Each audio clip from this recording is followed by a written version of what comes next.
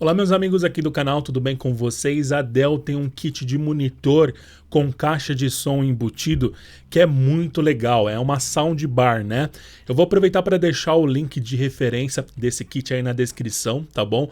Os preços mais baratinhos que consegui encontrar aqui pro Brasil. Quem quiser dar uma acessada, uma conferida, ver todos os detalhes, confere a ficha técnica, tá bom? E se você adquirir esse kit ou se você já tiver ele, deixa aqui nos comentários também os pontos positivos, os pontos negativos, tudo que você curtiu, que você não curtiu. Esse é um kit que eu achei bem legal, ele tá fazendo bastante sucesso, a galera tá gostando muito, porque você já vai ter a experiência de ter um baita de um monitor de 21.5 polegadas, né?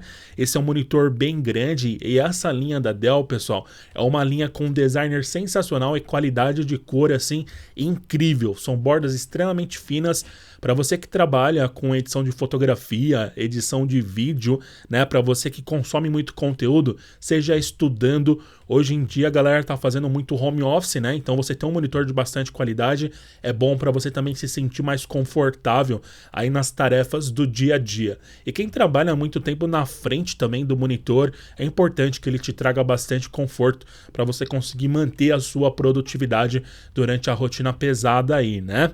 Tem gente que passa mais tempo na frente do monitor do que fazendo qualquer outra coisa, né? O computador hoje em dia faz parte da nossa vida de fato. E ele é um tipo de monitor, pessoal, com entrada HDMI, tá bom? Então se você tem essa necessidade, tem DisplayPort também e tem entrada VGA. Então nós temos aí as principais conexões em relação a monitores que nós utilizamos hoje em dia aí mais comum. Se você também tiver um console, um PS3, PS4, PS5, quiser conectar o seu videogame nesse monitor, você consegue conectar sem problema nenhum através da HDMI.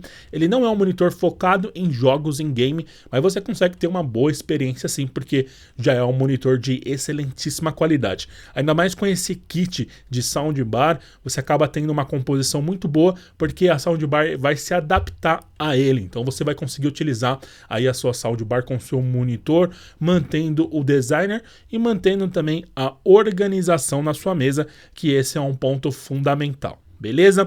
Dá uma conferida no link da descrição aí, vê todos os detalhes. Se você garantiu o seu, volta aqui depois e conta pra gente. Gostou desse vídeo, deixa seu like. Aproveita para se inscrever aqui no canal e ativa o sininho também para você poder receber notificação sempre que tiver vídeo novo por aqui. Muito obrigado e até um próximo vídeo aqui do canal. Tchau, tchau!